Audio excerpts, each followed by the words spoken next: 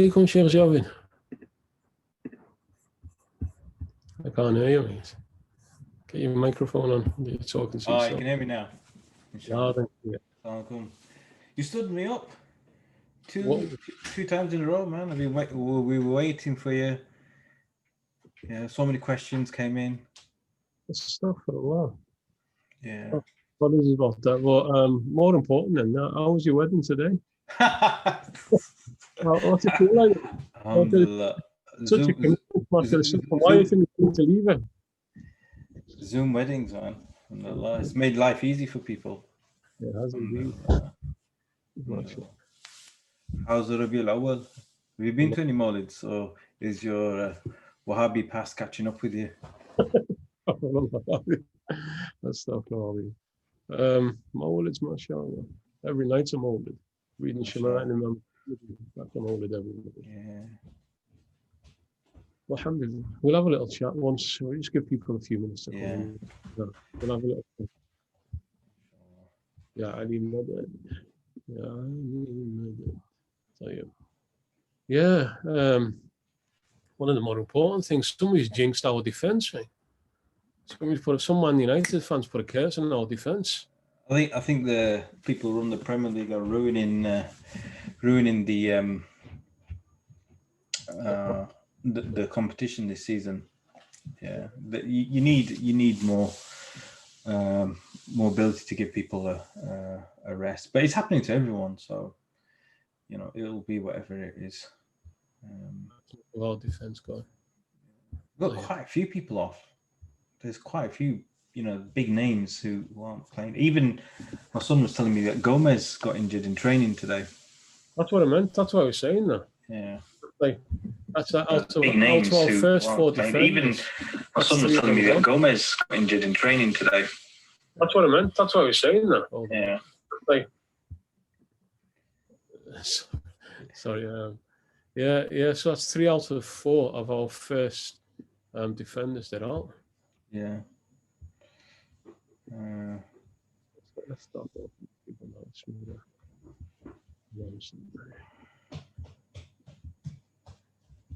Before we start looking at some questions,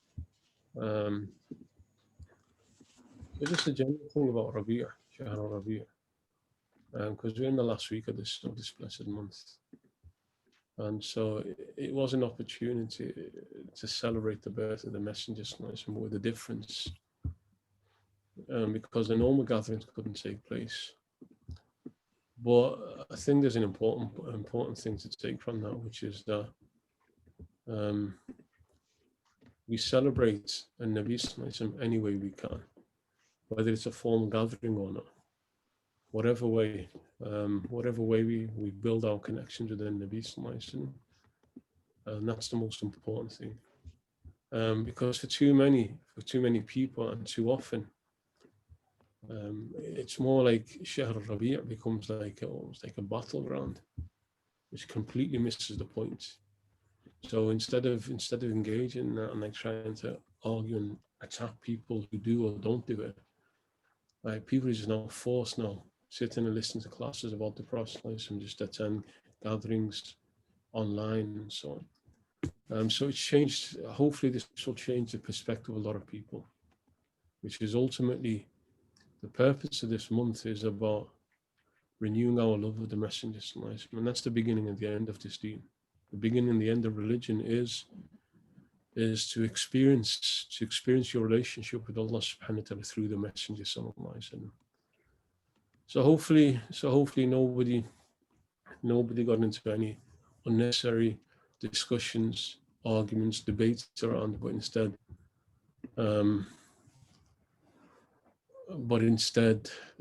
learned more how to love a Nabi sallallahu alaihi wasallam.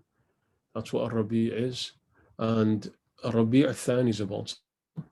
So we're about to, in a few days, we're going to move on to this blessed month. The real connection to Nabi sallallahu alaihi wasallam doesn't stop.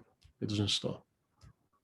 So even if you've been celebrating and reading and studying about him and trying to bring something more of him into your life, then that doesn't stop. That should continue throughout throughout the month and after the month, throughout life itself. That's our goal. Allahu Alam. So I know, like you mentioned last time, that maybe you just have a little chat about Rabi', but the arguments and the debate is pointless. Or there comes a point where it's pointless, which usually is the case with most debates and arguments. Usually they don't serve a purpose. Once it moves out of the hands of people of knowledge and expertise and people of a spiritual bent, once it moves out of the hand, then it doesn't serve a purpose.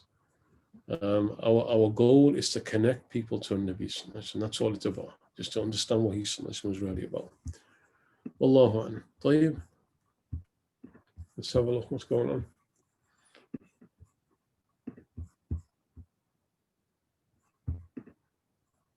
Shabbat, are you there? Yeah, sorry, I'm just having some computer problems. I'm just going to log out and log back in 1 second. Okay, I'll start then. Allahumma salli. Adil, mashallah, alhamdulillah, there's no Dar al-Harb questions from you, alhamdulillah.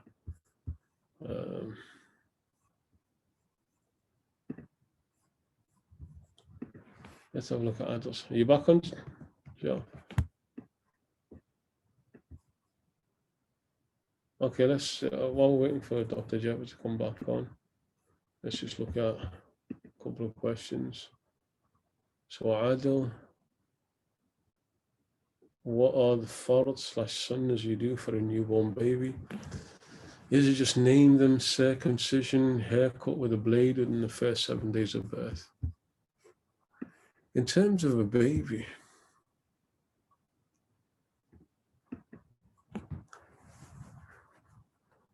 there is no fard. There is no fard.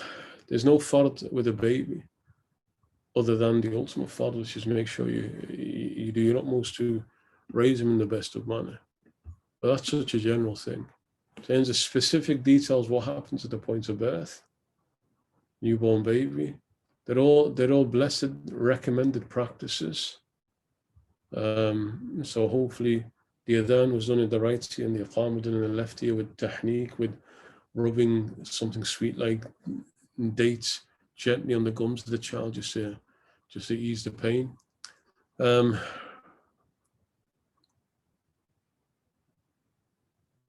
then, naming the child. And when naming the child, like somebody further on has asked a question about a particular name, well, think of the best names. Always think of the best names. Like there's a trend that's spread now amongst people about thinking about almost like names that are out there that are strange, that are unique, that nobody else. Right? So people just are randomly picking names. There should be a lot of thought and care that goes into picking names, because that's one of the huquq that's one of the rights of the child. You choose the best of names. And with men, the best of names is Abdullah, best of names is Abdul Rahman. That's why Nabi Sallallahu Alaihi Wasallam told us. We have a blessed practice is that always attaching Muhammad at the beginning for the blessings of the name.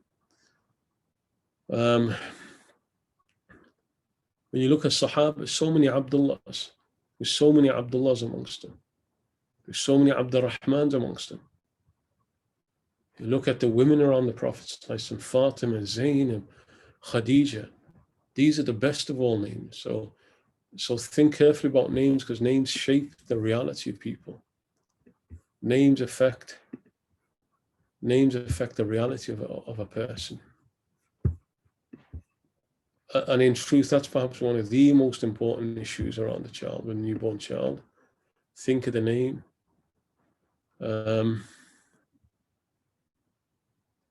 Circumcision is sunnah. Cutting hair is recommended. It's not an obligation, it's recommended. So those are all acceptable and good practice to be done. When cutting the hair, then also to give some sadaqah, equivalent weight of hair in charity as silver. So sadaqah, just give some sadaqah. So those are all encouraged practice. None of those are obligatory. Again, none of those practices are obligatory, but the most important in all of those, the name that you choose for your child, the name shapes the reality of the child. Allahu A'lam. طيب, Dr. Sab, you sorted? Yeah, I'm good. Alhamdulillah. So after the first one. اللهم صل على المصطفى. So the second question, they're just looking down. Well, the first one now. Did the Prophet sallallahu alaihi wasallam wear a hat or a turban more often? What is preferred, and is it sunnah to cover our heads at all times? Doctor, I think he's having a go at you there. Go and put your topi on. Alhamdulillah. I'm having the same problem you're having last time. I can't see all the questions. No, I can only see. No, you know what happens? What? If you come on. All right, you only see what comes on. All right, okay. Yeah. So I'll have to do them. So wearing a hat or a turban. The Prophet used to wear both regularly. So there's reports that mention he used to wear a white hat, lasiqa, which was attached onto his head. Also reports about turbans. Turbans were worn more when outside rather than inside. And so that was normal practice for the Prophet to wear either, to wear a hat, to wear a turban. So it can be both. It can be both, which is preferable. A hat is good. A turban is also good. So a turban is perhaps better. It's like the crown. It's like the crown for a man. Is it sunnah to cover our heads at all times? It's recommended. When you're out and about, it's recommended. Well, that's not like that's sunnah al-aada. That's the practice that the Prophet did, and so therefore it's good to do that. But it doesn't have an overly religious connotation to it. Adat al-sadat al-adat. The habits of the masters of all habits. So it's khair, there's so much blessing in doing, because the Nabi Sallallahu did it. But because now it's become, in recent times, it's become so normal for men to have their head uncovered. It's not an aib, it's not necessarily a bad practice if a person does, but it definitely is better that a person does cover his head. Wallahu a'lam. Sorry, Dr. Sab, you can't see any of the early questions, can you? No. I'll tell you, there is one question I can see, which is... I think I've seen what you've seen. Go on. Is about eating in restaurants where alcohol is served. Loads of people eat out, and it's something that's a common dilemma for various individuals. Some people are okay with it, surprisingly, and some people are adamant that they won't. So what's the solution to that? What's the answer to that? Is it okay to eat in restaurants where alcohol is served? Does it make a difference if it's a Muslim-owned restaurant? No, it doesn't. There's a split amongst ulama over this. The first thing, though, is what is clearly forbidden is to eat at a restaurant, or more often, to eat at a table where alcohol is being served. So, like people going out on Christmas dues. Mm-hmm. Let's assume Christmas is back online. The vaccine's getting rolled out now. So let's assume now the Christmas parties are back out there, and Muslims are going out to these Christmas parties and alcohol served on that table. That's a problem. That's definitely forbidden. If it's not served at that table, but there are non-Muslims or there are people there who are drinking alcohol at their table, but not at yours, there's a different views. Some of the ulama that I took from said it's permissible provided it's not on your table. Others forbade it. So the way my personal view is that I will not say categorically it's haram, but the wara is to avoid it. So it's perhaps better to avoid it to say categorically haram. Allahu Akbar. Mm-hmm. Yeah, I mean, just you mentioned Christmas dues. That's another popular thing these days with Muslims. Secret Santa, Christmas dues, those kind of events. Now, some people who go to work is kind of like an end of year event that they do, and they, many people feel that if they don't organize one or if they don't participate in one, then they feel maybe they're looked negatively upon. I mean, what's the ruling on those things? I mean, I know what some people would automatically say it's not allowed, but just to clarify for anyone else, what would you say about Christmas dues? Attending them or organizing them? Can I ask you a humble self? Go on. In all your years working, have you ever felt obliged to go on a Christmas do? No, but not everyone's. Some people have no problem with, and then this is not about being pious. It's just some people have no problem saying do one to the people they work with. Other people feel, and I think it's different being an employee and being someone who, like, I know as a dentist, almost every dental practice I know organizes a Christmas do. I don't, but it's very, very common. I know very few places that don't organize a Christmas do for their staff. And I think sometimes that's even harder when you're the boss. Yeah. Again, I need to say categorically haram, but it's definitely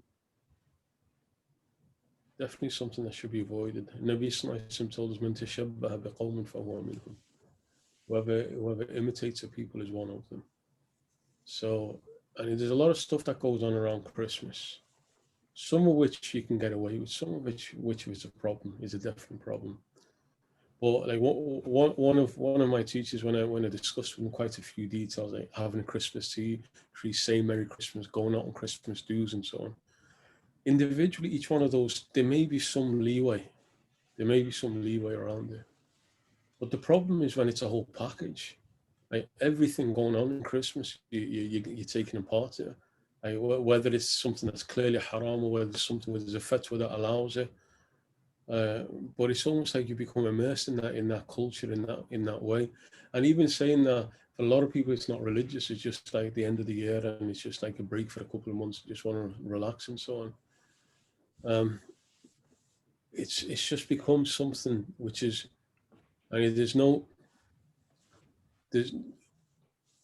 it just takes on a complete flavor of being about Christmas. So Allahu Alam, yeah, my personal view is that people should try their utmost to avoid as much as possible, including going out on Christmas meals, Christmas parties, definitely Christmas parties with work. All of that should be avoided. Allahu Alam. Allahu Alam. Easy question. Did the Prophet ﷺ have a janazah when they passed away? Sorry, before going on that, just to jump further ahead. So one brother says, one of the Habaib said you can say Merry Christmas. Is this allowed? What are your opinions? There are some contemporary ulama who've allowed it. There are some contemporary ulama, even some of my teachers allowed it. The original books in the Madhahib stated it's forbidden. So there are some fatwa that have come out of allowed it. Originally in the books of the Madhahib, they said to offer congratulations to people of other faiths on the day of their faith, on the day of celebration for them is forbidden. So Allah, that's the view that I hold to, that people should avoid doing that. Allahu Alam. Yeah, so go back the janazah. Yeah, did the Prophet ﷺ have a janazah? The Prophet ﷺ told his companions that when I depart from this world, when I pass away, he said, leave for a brief moment, because the angels will come in and they'll pray for me, they'll pray janazah. And then he told them to come in to wash my body and to shroud it. Then what happens is Fauj and group after group after group of companions come in and stand there and pray. So they did pray, but it was different to a normal janazah prayer. There was no like such a very small room, or just a handful at a time coming in and praying. Allahu Akbar. I want to go back. Yeah. I don't 8:40. I don't know. Did you come in after 8:40? Yeah, 8:40. Let me see.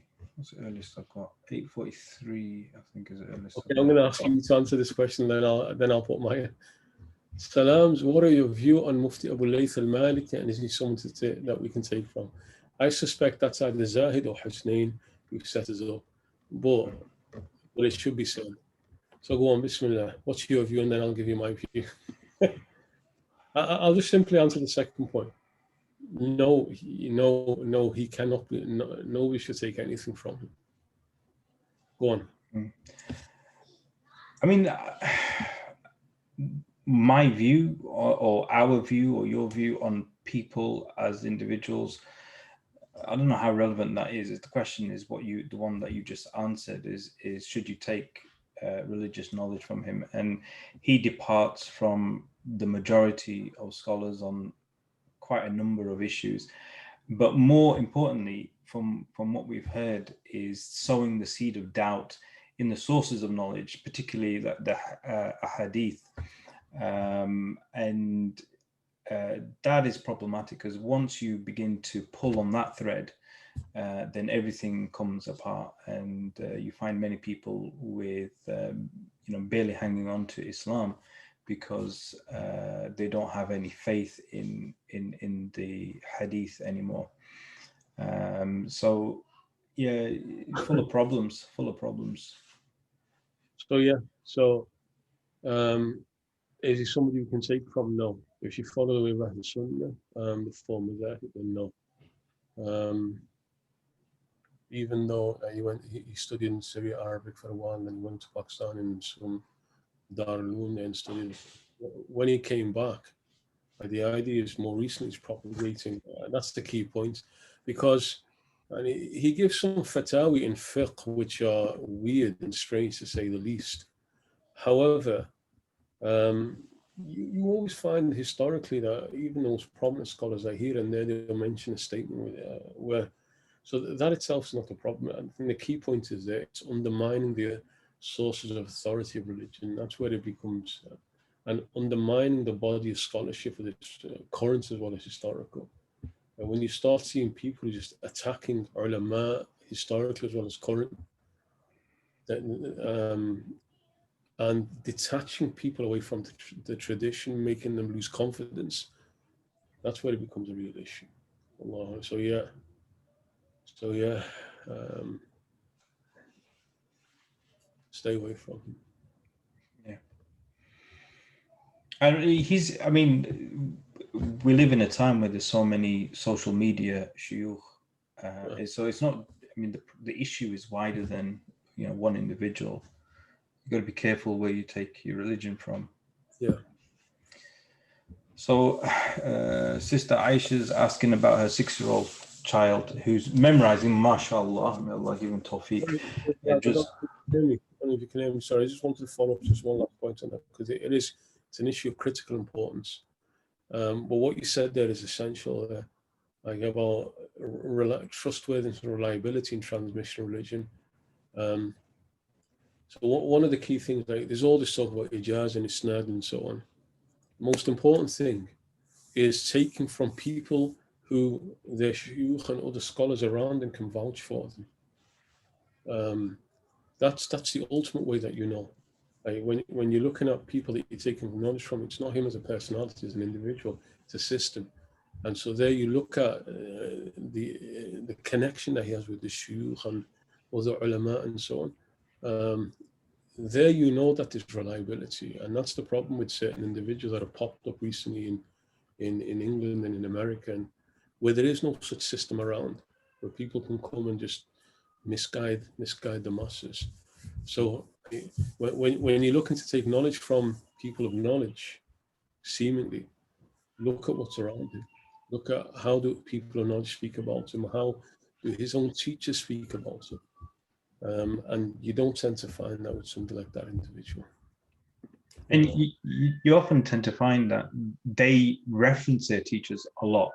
So like someone who's reliable, they'll say, my teacher Fulan, my teacher Fulan said this, my teacher Fulan said that. What you find is in some of the more problematic social media scholars, and we hope that their intentions are sound and everything, but you'll find that they won't reference, they'll go to books, they'll pick something out of a book here or a Gharib narration there or something here and there, but they won't reference their teachers.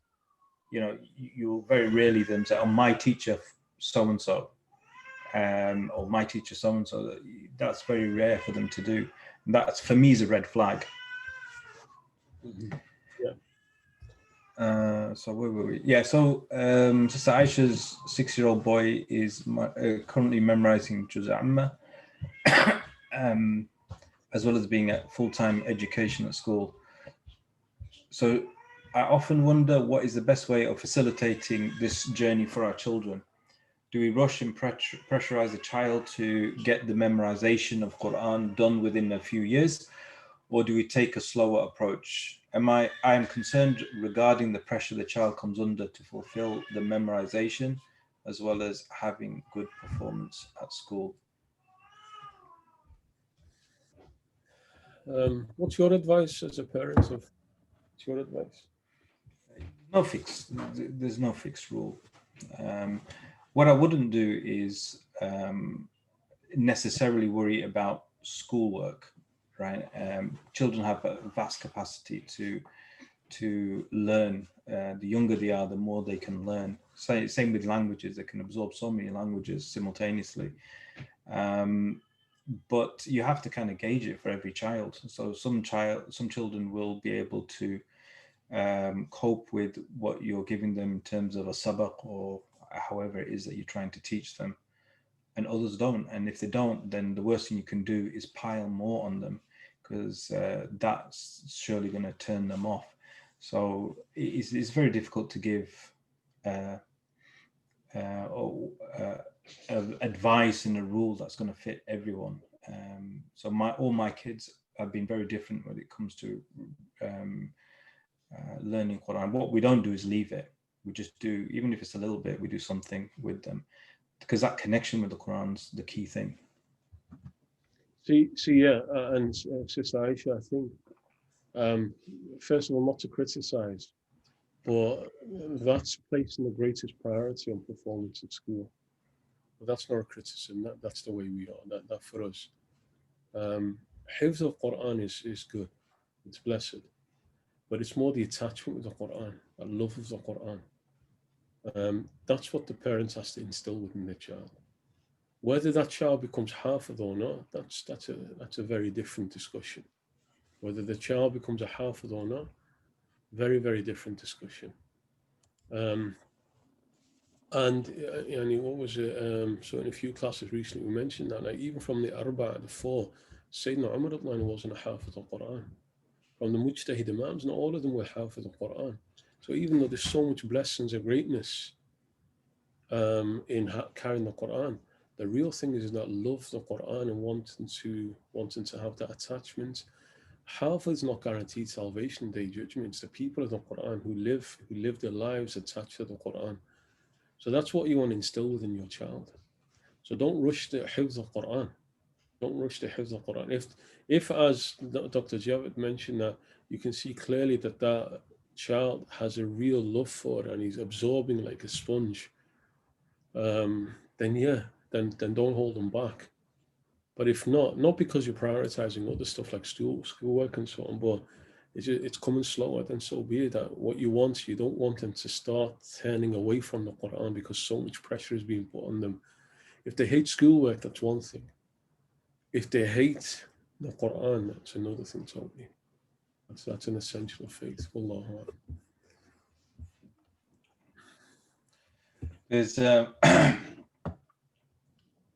There's a question here from Sufyan on Christmas movies. I think he's asking and I think in addition, he hasn't said this, but I think he wants to ask you what your favorite Christmas movie is. Yeah. Back in the days. I'm reading between the lines here. Whoa, look who's joined us. Look who's joined us on the panels. Who's that? Oh, look. Husnain. Imam Husnain. Oh, mashallah. Mashallah. In this blessed month. Yeah. Christmas movies. Yeah, it's all good. Don't worry about it. Allahu Akbar. That's not a big thing. So yeah, anything else that's worth looking at? Yeah. What are you doing on his name? Go on anyway. Aqiqah. We had one on Aqiqah. Can you recommend? It says reputable. I think it's reputable organization to get Aqiqah done by. Ideally, somewhere where it can be distributed to those in Yemen. Aqiqah. What is that to a Hanafi? Aqiqah is not a sunnah according to the Hanafis. It's not a sunnah. It was mansukh. Sayyid Aisha and others, they mentioned they used to have, what's it called? I've forgotten. There's three terms. One is al-Aqiqah or Rajabiyya, and there's a third one. She said all of these were abrogated by the Udhiyah, by the Qurbani sacrifice. So with the Hanafis, they don't consider Aqiqah to be sunnah. Some say it's allowed, some say it's even makruh, based on Abu Hanifa's view. But if a person wants to do it, especially on the basis of the other madhahib, then just find a reputable charity organization that will arrange for it and distribute it there. What's it called? Rafa is the one that Habib Omar oversees in Yemen. So go to any type of reputable charity organization and they'll make arrangements. Wallah. In terms of newborn kids, shaving the hair as well, that's not really from in the Hanafi madhab. No. We discussed that while you went off. That was the very first question. But all right. Okay. Yeah. It's a recommendation. It's not a requirement. I mean, it's almost like an obligation. Yeah. Because when I told my dad that I wasn't doing it, the look on his face was incredible. You know, it's ingrained in us that this is what we do. All right, food question. Nice. Can we as Muslims sell sweets with gelatin and carmine in them?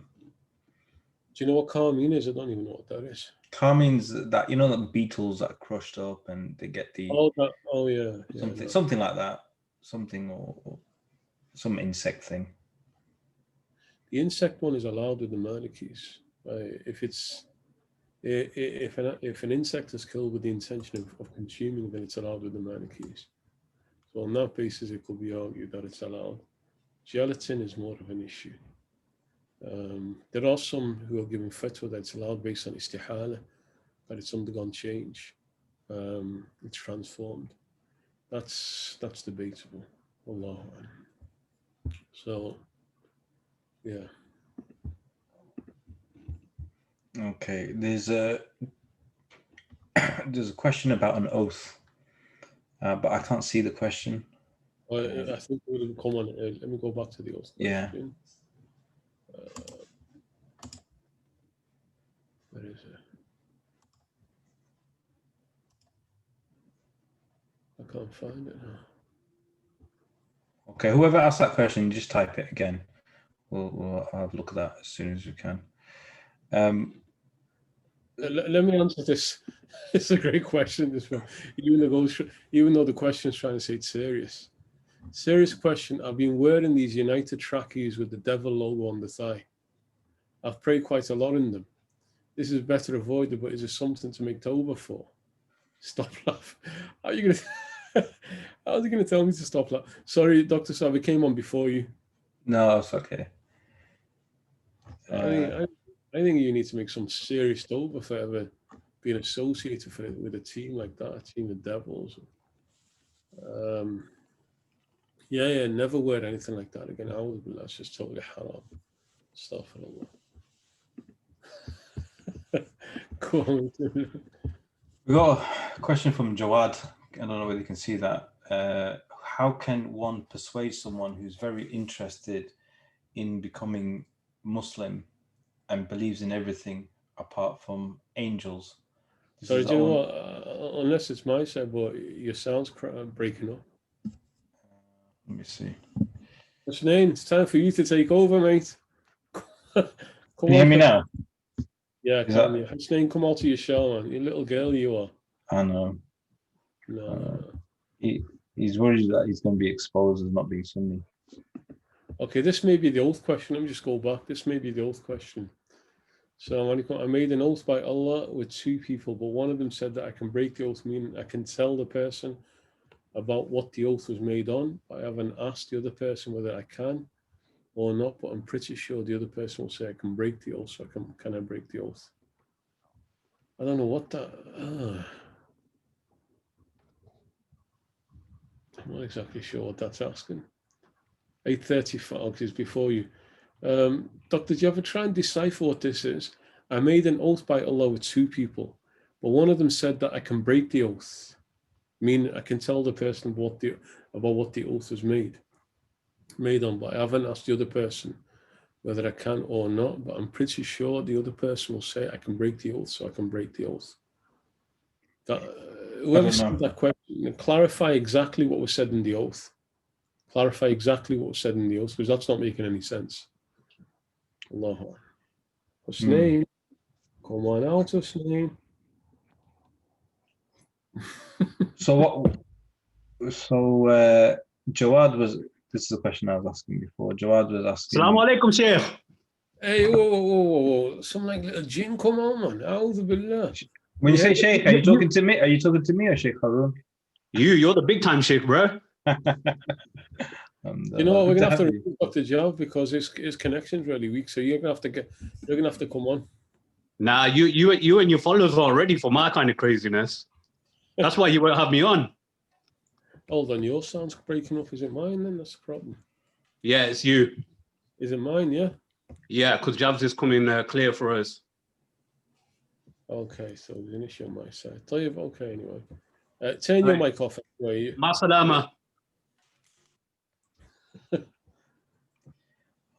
So, that question about someone's interested in becoming Muslim, believes in everything apart from the angels.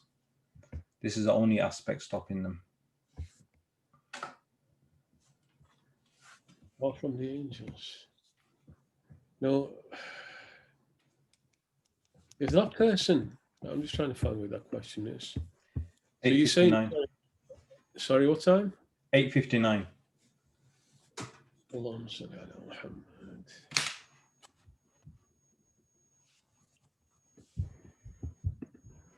How can one persuade someone who's very interested in becoming Muslim, believes in everything apart from angels? This is the only aspect stopping them. You need to try and rationally convince them that there's nothing irrational about believing in angels. Like even though like some atheists, they when you hear some of them speaking against it, they said it's like believing like in elves and fairies at the bottom of your garden. The difference being, if revelation had come and told us that there are elves and fairies, then we believe it. If revelation came and told us that unicorns existed, then we believe it. So there's nothing irrational about it. There's no reason why they can't be. There's no reason why there can't be a creation called angels. The reason why we believe it absolutely is because revelation. So aqlan and shar'an, so rationally, there's nothing against it. Shar'an, revelation. Once that person's accepted Quran, accepted the final messenger, then there has to be acceptance of angels because the revelation itself has confirmed that. So Allah, I think that's the way to approach it. There's nothing irrational about it. The irrationality is rejecting it once accepting the messenger himself.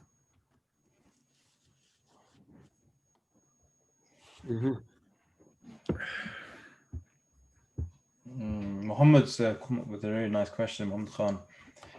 He says, what's the best thing young Muslims can do to help Islam develop in the UK? Be it establishing business that run off Islamic ethics, and getting to the highest levels of education, or going away to study the deen. What's the best thing that young Muslims can do? Study the deen. That's it. Then after that, just leave. Just go and find somewhere else. Study the deen and come back here and serve Muslims. Help them, because there's so much confusion, so much madness and confusion. People are just like down the lizard's hole, not willing to come out of it. So just help people in their confusion. Allah, study the deen and come back and serve the community, serve and guide people. Allah. And right after that, we've got, can we go to the cinema? Yeah. Last time I went with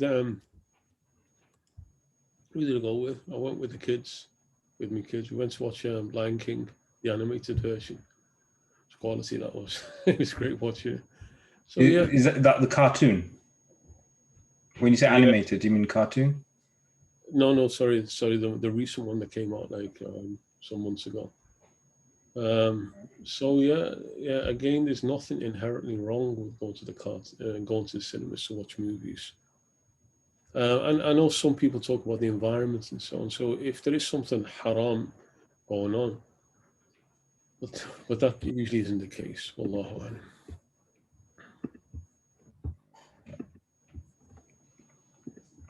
So this Anonymous is asking, I'm confused about the rules on music, as some of the nasheed artists use music.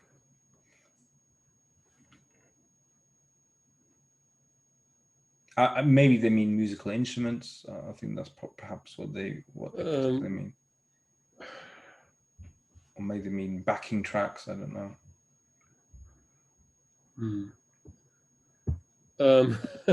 Whoever's asking that question, first of all, when you're asking about something endorsed by Greetings and Trust, it means it's endorsed by Shaykh Ibrahim. So really you want to ask the question to Shaykh Ibrahim. But then secondly, yeah, you probably are talking about like musical instruments. There is, although the Mu'tamad, the dominant view across the Madhahib is very restrictive in terms of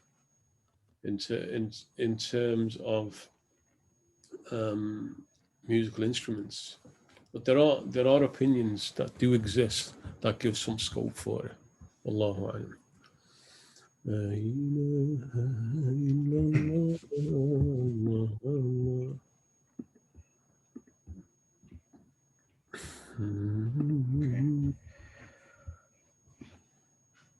Can you read your qaida with wudu or without wudu?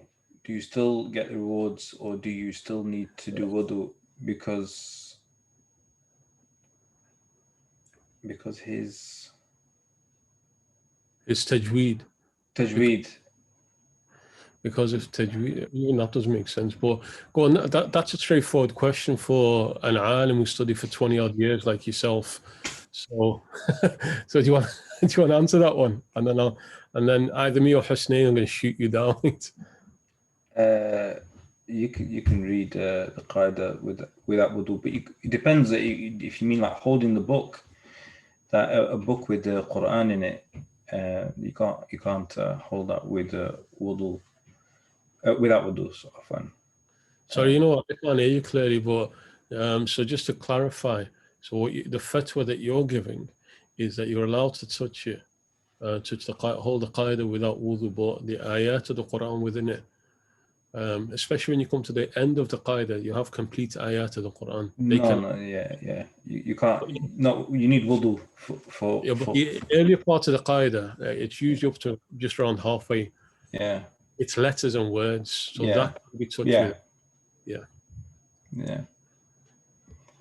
But in terms of reward, that's niyyah, really, right? Sorry, I didn't catch that. In terms of, do you get reward for it? You get reward for it.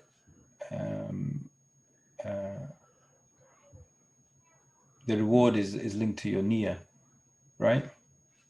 You know, I've got a problem hearing what you're saying. I don't know. It seems to be a problem on my side. Hussein and Adil, can you confirm that you can hear Dr. Javed clearly? Because I clearly can't. I can't. So I'm just, okay, so there's a problem on my side. So Dr. Javed, you want to hold the fort? Just give me 1 minute. I'll come out and construct. Yeah.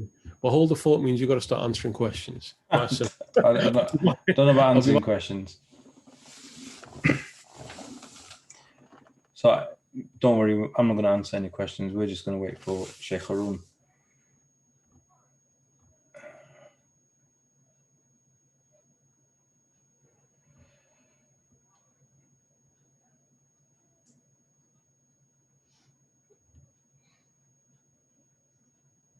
Hussein, if you're on, let's sing some qasidas, man.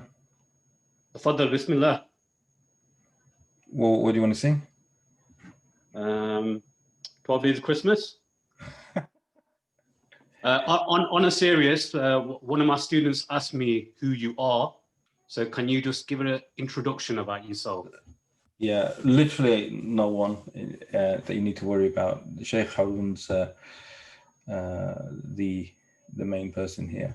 But I studied with Shaykh Haroon through micro madrasa for some years and Arabic madrasa. And before that, I knew him through Islamic Society work back in the 90s when I was at university. And during that time, that's when I got to know the likes of Sheikh Ibrahim and Sheikh Hamza and Imam Zaid and so on and so forth. But when Shaykh Haroon calls people Shaykh, he doesn't mean it seriously. He's just having a laugh. Come on, let's sing some songs, man. Hasnain, where are you? Why don't you tell them about your little stint in Syria? Come on, don't be shy. Yeah, that even calling it a stint is overstating the matter. Let's come on, let's look at some questions then.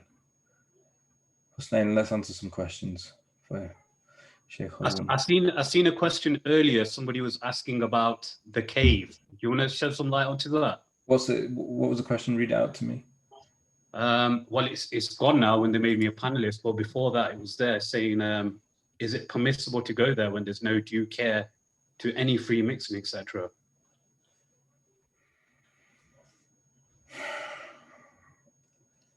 You want my personal opinion or? Yes, don't hold back. No, hold back. Don't listen to him. It's, you know, I think, again, it's like, which scholars do you listen to? You've got to be careful who you're going to see and what the environment is, because you get affected by your environment. And where people begin to push the boundaries of acceptability in whatever, you know, it's always better to be in a community that shows a bit of caution and a bit of wisdom than a group of young people who think they're immune to things that even great ulama of the past have not been immune to. I think that's something I would worry about. And simply calling it a cave, you know, as a hat tip to, you know, the people of the cave, doesn't protect you one bit. It doesn't make you cool. You know, the Sharia is for everyone, right? And if you see that is in any environment being ignored, then we have to worry about that. Hopefully connection's better for me now. Can you hear me now, Dr. John? I could hear you before. You can hear me. Oh yeah, okay. No, but I've realized one other thing though as well now. Now that I'm out, I've got no access to all the past questions. So, Usman, if you want to choose one or two. Okay. Can you pluck eyebrow hairs so to neaten them slightly? Slightly, yes. Slightly meaning if they're too like bushy, there's just too much hair, like more than what's normal, then it's acceptable just to make it look neat. But where it's thinned down to the point where it just looks weird, then no. Allah. Mm-hmm. Can a sister use the Shafi opinion with regards to traveling alone without a mahram? Is that a Shafi opinion? That's another question, I guess. Is there any scope within the Hanafi madhab for this, as I've read different opinions? The Hanafis no. The Hanafis no. Taking the Shafi'i opinion, and even that opinion itself, like when I've spoken to a range of different Shafi'i ulama on this, and most of them don't seem to hold that as a view. The Shafi'i ulama of Sham as a whole say that view doesn't exist. I know the Shafi'i ulama from the Yemen, some of them do mention that, but generally they only state it where there's a need to do so. It's not an open thing. It's only if there's some real need, some real genuine difficulty, then yeah. This is a really good question by Zubair Alvi, who said, should we avoid looking at or sharing pictures and videos of explosions, death, people in war zones?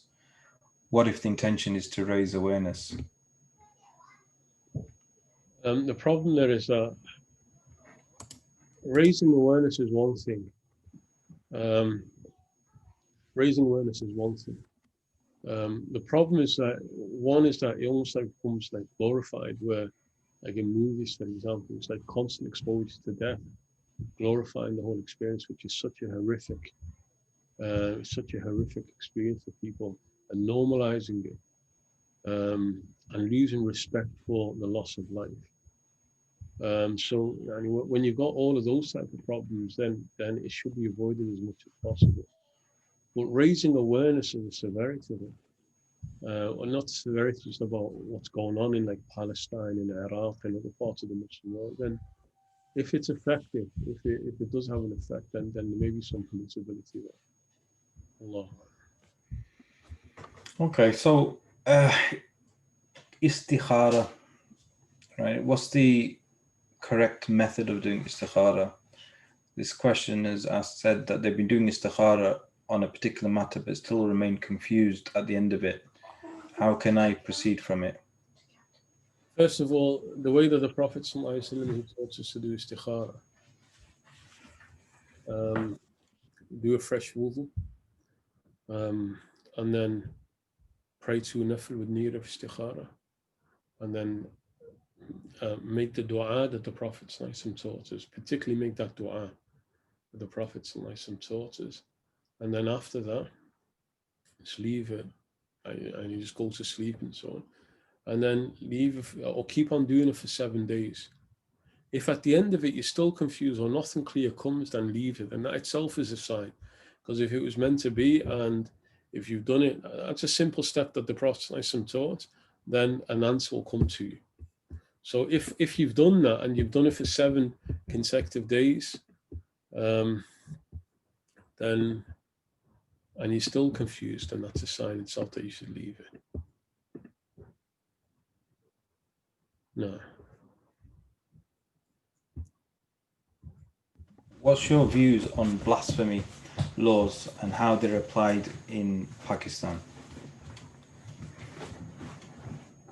Husnain just shared something like, sorry, Husnain, was that to do with istikhara?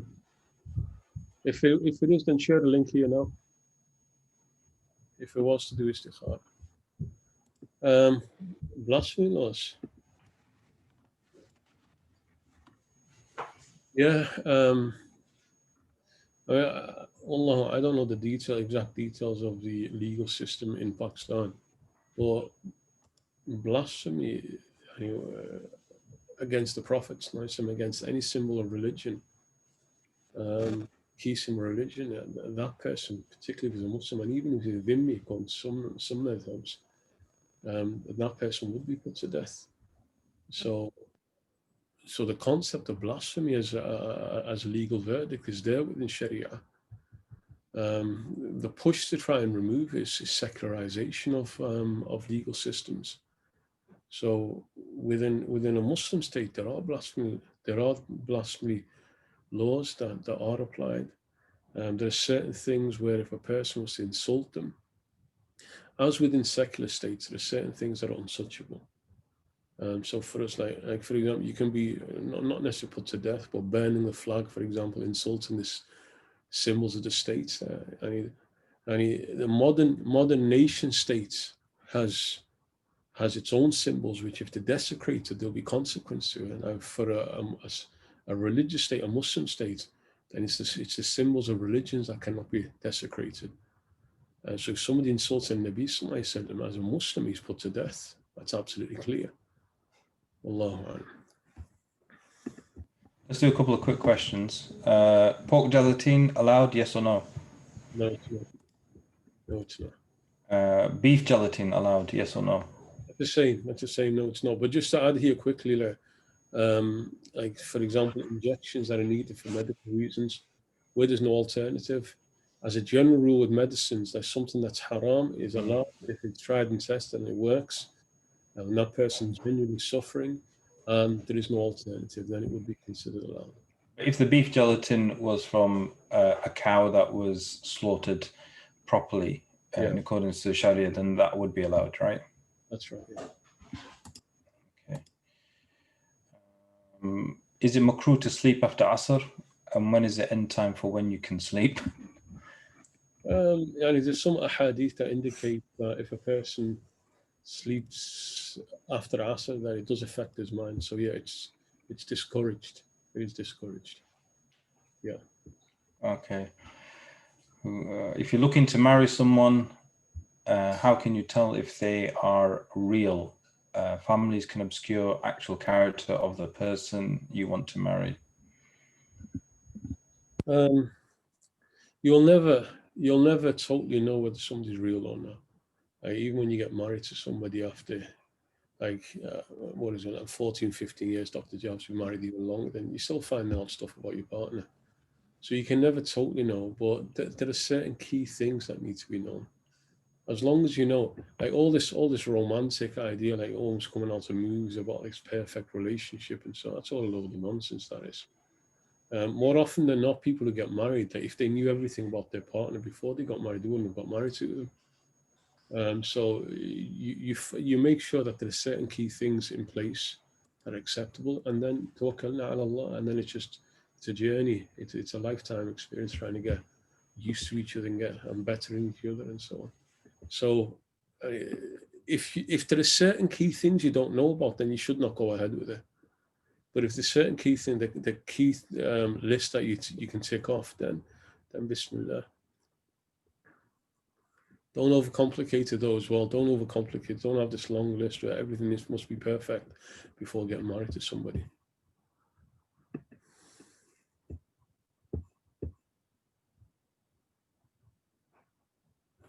Dr. Javad, I can't hear you now. Again, it's a problem with mine. No. Sorry, I forgot to take the mute off. So this question is about how parents should teach their children if the parents follow different madhabs. Should they learn both madhabs, follow one only, and if only one, do they follow their father's or mother's madhab? Not really. It's any. Like the important thing is to teach your kids something. That's the important thing. So more often than not, at an early age, it's the mother who's more directly involved in raising the kids. So it doesn't really matter either of the two, whichever one, and it's whoever's more directly involved in raising the child. And then even after that, usually the kid from the age around 6, 7 onwards will go to madrasa. So it's more about then the teacher that'll teach them. So it doesn't really matter. There's no like you must teach them according to the father or the mother. Just make sure you teach your kids. That's the important thing. No, sure. So, books on explaining surahs. This question is asking what your views are on animated books. Maybe they mean illustrated books, I think. Illustrated books to explain surahs. I saw one or two of those that come up recently. They're more targeted at kids anyway. It's more that age range. So there's no problem with that. There's no problem with that. And sort of related, well, kind of related. I've heard many things growing up regarding having teddy bears and dolls, is it best to have them in your child's room or not? Is it best to have them? What does that mean? I think what they mean is it okay to have them, or is it best to not have them?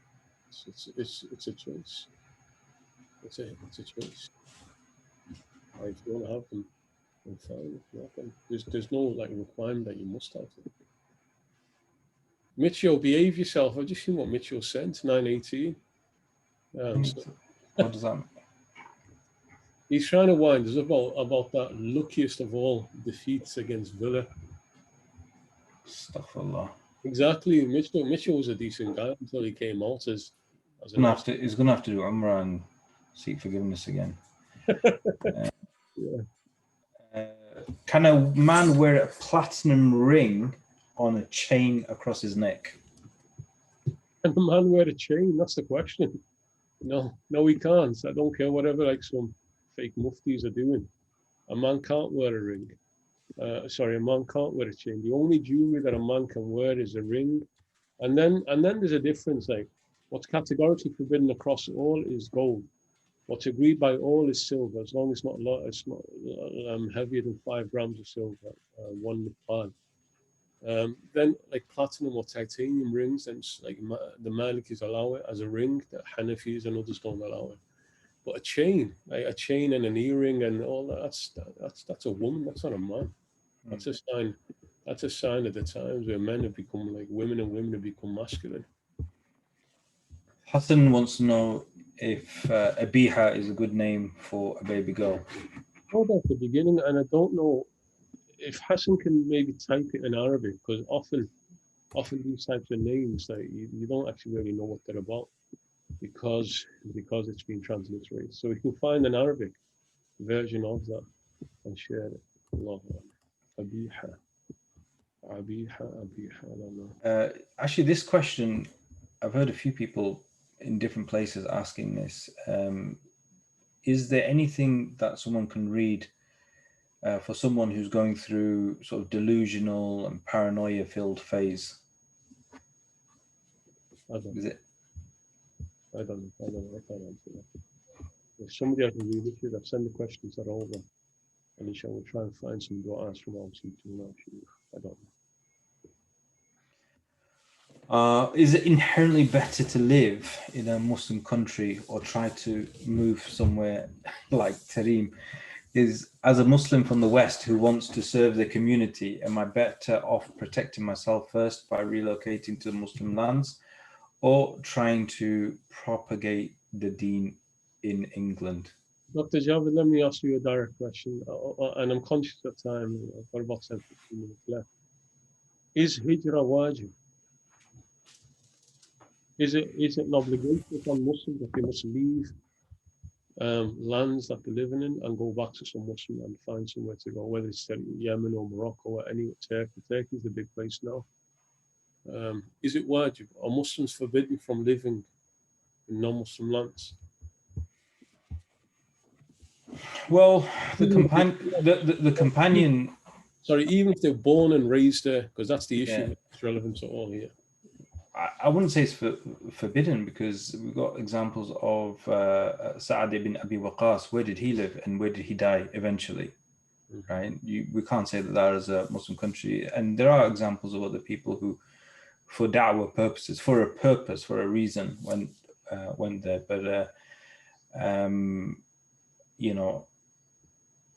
I think I can't answer that specific question, but I think Muslims have to maybe begin to start thinking, maybe not yet in this country, but definitely say in countries like France, where things are becoming almost unlivable as a Muslim, that there comes a time where if you don't leave, you're guaranteeing that your offspring and maybe even yourselves will fall into becoming apostates. It's not even happening here. No, it is happening. It is happening anyway here. Just but in terms of actual laws being brought in, right? So, for instance, if you look at the Reconquista in Spain, where the Spanish Christians would force Muslims to do things that was going to destroy them, in terms of their religion, forcing them to eat pork and various things. When it gets to that stage, clearly, you have to leave. But, the general trend is that people are losing their grip on the deen, and, in Western countries, but they are losing it in Muslim countries as well. So we're kind of in a place where there's nowhere to hide. So I think that's the key point now, for Muhammad Khan and for others. Once a person genuinely feels that they're going to lose their faith or the faith of their children, then it becomes wajib to. So there has to be some type of some type of protection around that person. Now, Muhammad Khan's specific question was about going. If you have this genuine love and desire, for example, to learn about the religion and to come back and share it and teach and so on and do da'wah, then yeah, and that's the reason to stay here. And I'll tell you myself straight, if it wasn't for that, I would have left a long time ago. Well, alhamdulillah, like once you've learned a little bit, then there's a lot you can do to help others. So Muhammad Khan, I'll say like, if you're able and you're ready for it, commit yourself to the path of knowledge, and then come back and serve up until the end. There's always a need to help and guide people. Other than that, if somebody's genuinely really considering moving, if you're able to, then go. Bismillah. We've got a question on the Majestic Quran translation. Reliable? Not reliable? Do you recommend it? No, I don't recommend it. There's problems in it. It's unreliable. Yeah. So that's Dr. Musharraf Hussain. That's Husnain Sheikh, Imam Husnain Sheikh. I know he takes a lot. Right, Husnain. Everybody also, Husnain's also, he's also unreliable, so don't take from Husnain. So yeah, that's Dr. Musharraf. So he's on his translation. No, there's problems in there. We got a question. Sorry, Sheikh. Well, hold on. Don't you use Dr. Musharraf's translation for your tafsir classes? No, I don't. What are you on about, mate? Yeah, you do. I've seen it. You just hide it with another book. No, that's another one. Now. Not Dr. Musharraf's, because I'm not even like what I've seen. So that's another dodgy book that you're hiding. It is, yeah, because I tell you, first of all, Dr. Musharraf's standard of English is not all that. Whereas the other one, which I won't mention because we're public, there is another one where there's problems in, but the translation is absolutely brilliant. So I'll use it in tafsir classes, just picking out the translation. So no, you can't put that one on because Dr. Musharraf's, from what I've seen, the English is not of a good standard either. You did mention there's a new one that you've started looking at. Would you recommend that? Yeah. Where is it? It's called the Clear Quran. I mentioned a couple last time. It's this one here, the Clear Quran. So let me just see if anybody is the Clear Quran. So this is a paper with Dr. Mustafa Khattab. I think he's based in America or Canada. So like while we're doing the tafsir classes, I'll look at it occasionally, and mashallah, it's good. It's very good. I'm impressed with it. Allah. So yeah. A couple of quick questions. What is the permissibility in saying Ya Ali Madad? My fiance wants a canvas with it as a wedding gift, as it is close to her heart.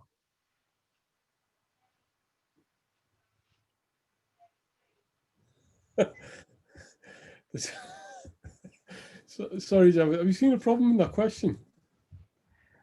I'm just going to read it out. That's my job. That's my job. Oh, yeah, okay.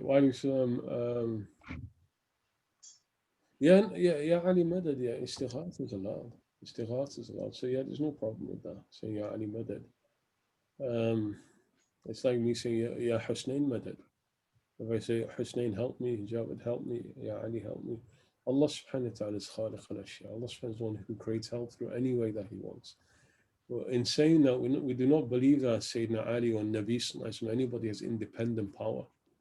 So Ya Ali Madad is not a problem. Allahu Akbar. Adil wants to know about wiping a quarter of the head. Does wiping the sides and the back of the head suffice, or do we have to wipe the top of the head? As I've been told, the latter. Wiping anything above the ears, so that includes the side, the top. So like the quarter, it's above the ears فوق الأذنين, المسح فوق الأذنين. So the sides is also above the ears. So yeah, so there's no problem with the sides. So if you just did that, then that'll be sufficient. Allah. And Zahid, he shared that fatwa that was given by some friend of his today. Is it haram to dodge paying taxes? Just don't get caught. Allah. Let's go back to that question on the oath, because that person's asked it a few times. Yeah, can you see that one? 923. Yeah, Shaykh, can I answer the tax one? no, you can. You just say. See, this is what I'm saying. You guys are not ready, innit? I'm ready, mate. I'm ready, but I don't think that the listeners are. Because, do you want to put your camera on, by the way? A bunch of softies. You're as. Do you follow Donald Trump's fatwa on taxes? Hey, Hussein, put your camera on. Are you decent? No, I'm like Zahid in classes. Listen, Zahid, he just wears a pair of underpants in classes, and then he comes up. Hold on, let's do the oath question. Someone backbited about me in school, and then 2 people told me that the person backbited me, and they made me swear by Allah to not tell the person who backbited me about it. Later today, one of them said that I can tell the person that backbited me if I want, but I don't think the other person really wanted me to tell. Because the other who said I could tell the person said the other person doesn't want me to break the oath. But I broke it anyway because I felt I had the rights. So do kafara. Do kafara. So you've broken it. Breaking an oath is not based on that person telling you you're okay to do it. Oath is the name of Allah subhanahu wa ta'ala. If somebody made you swear an oath, you said wallahi, or you swore on the Quran, say I'm not going to do this, and then that person comes and say I'm okay with you now, you still can't break it, because now you've invoked the name of Allah subhanahu wa ta'ala. So you have to do the kafara for that. You have to do the penalty. Allahu Akbar. We've answered this question before, but because it's a widespread problem, we'll just quickly answer it again. Flu jab containing pork. Many Muslims don't know about this. Local imams should try to give parents knowledge about this. Is it allowed or not? No, it's not allowed. No, it's not allowed. There's an alternative which can be inhaled. No, that's the pork one. It's the injection that you can have. Yeah, but the pork gelatin containing one is the one that is in like a nasal spray. Yeah, and I believe that's a lot more effective rather than one that's injected. But even with that, as long as it still works, and that's enough. Yeah. Who will win the PL this season? That's a daft question. Liverpool, isn't it? Of course, Yeah. Leeds United. Oh, you! I can't use language that I normally use with you because we're online now. But somebody was asking who's going to win in a fight between Imam Hussein, I think it means Hussein, and me. You just headbutt him, he'll crack his head open with. Yeah. Jab, shall we send him some screenshots of our early encounters in the fixture list? You can do. But I fight dirty, so you should know that. That's because of whose laps you were raised in. Okay, Shaykh Ijaz Iqbal brings up a good point. You guys, is the reason that there is so much confusion because everyone wants to do dawah, even though they are not qualified to do that? I don't think that's the real reason. Just because people are so busy trying to make money, so people are just in the rat race trying to make money, and in people's minds, the priority in life is just making as much money as possible. It's work, and it's like family, and it's business, and it's buy a house and get married. And nowhere in there is the discussion about we need to learn something about religion. So yeah, there is something about like ignorant people being involved in da'wah. People not really sat and taken from people of knowledge. But at the same time, nobody wants to learn anymore. Like people's priorities have completely changed. Allahu Akbar. Okay, all right. Let's give it 5 more minutes. So let's just quickly run through some. Yeah.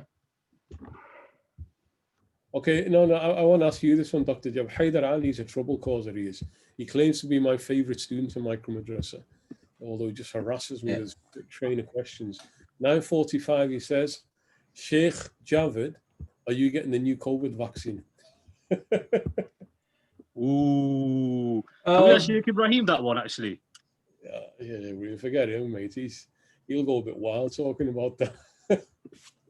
I mean, I probably wouldn't go out of my way to get one, but I might be required to. It depends on, because of my work, I might be required to get one. I wouldn't particularly have any issues having it, but even flu vaccines, I've never particularly gone out and gotten unless, no, I think I had one once ages ago. So yeah, if it comes out and I'm required to have it, I probably would. I wouldn't avoid it because of any conspiracies. So, these are the same people that you trust day in, day out. When you break your arm or you have some other thing, problem, or someone has a heart attack, we go running to these same doctors. And then when everything's... You've been brainwashed by the system. That's all it is. Yeah. Well, it's interesting that we were talking about this recently, and sorry, Doctor, I don't want to interrupt you because I know you're going to go off in the spiel now, but we've only got a couple of minutes left. So Dr. Jav will have if it becomes a legal requirement, then yeah, if not, then I'll dodge it as much as possible.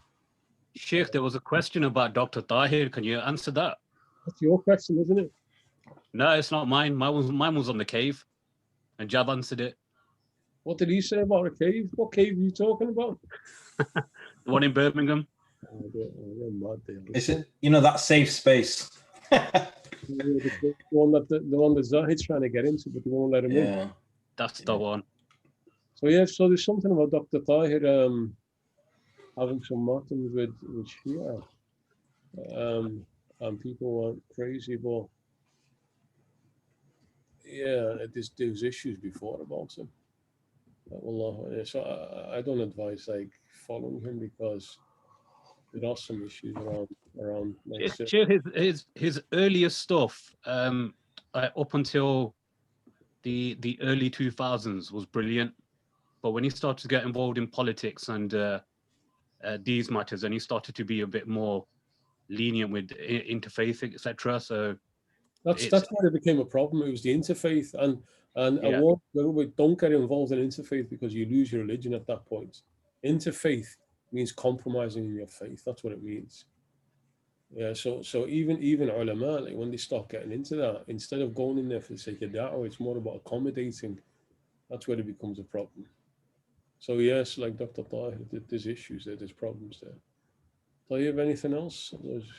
There's Husnain's going to try and hijack this session.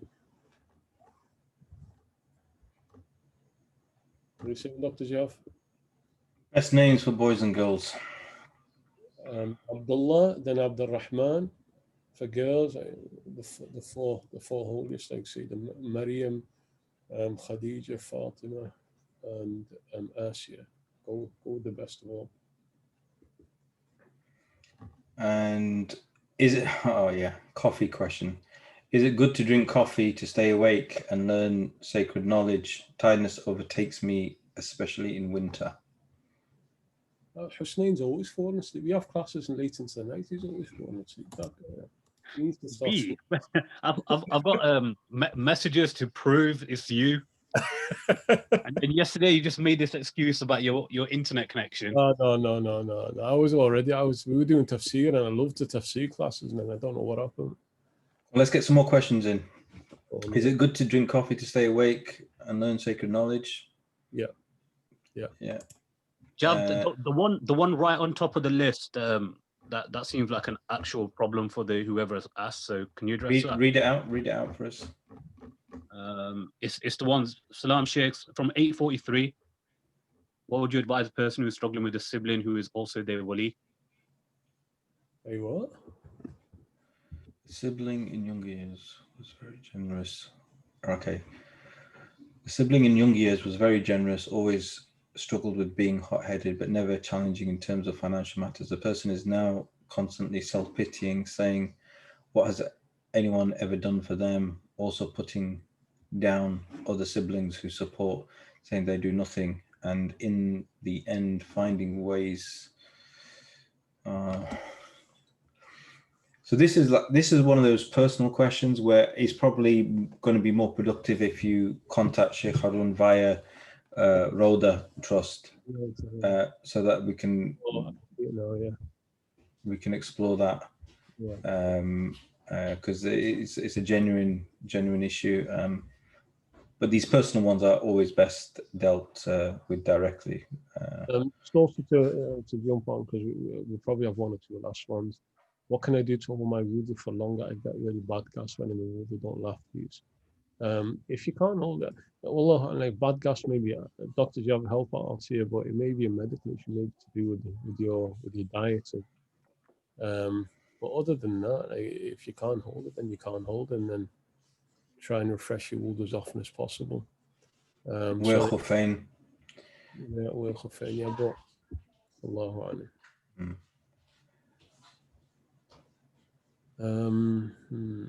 طيب, inshallah, there's quite a few other things in there, but I think we'll stop at that, right?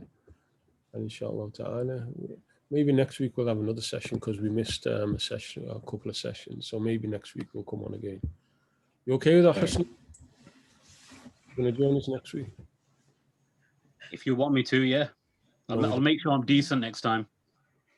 Jazakumullah khairan, everybody. Walhamdulillahi Rabbil Alameen. صلى الله على سيدنا محمد وعلى آله وصحبه والسلام عليكم ورحمة الله وبركاته.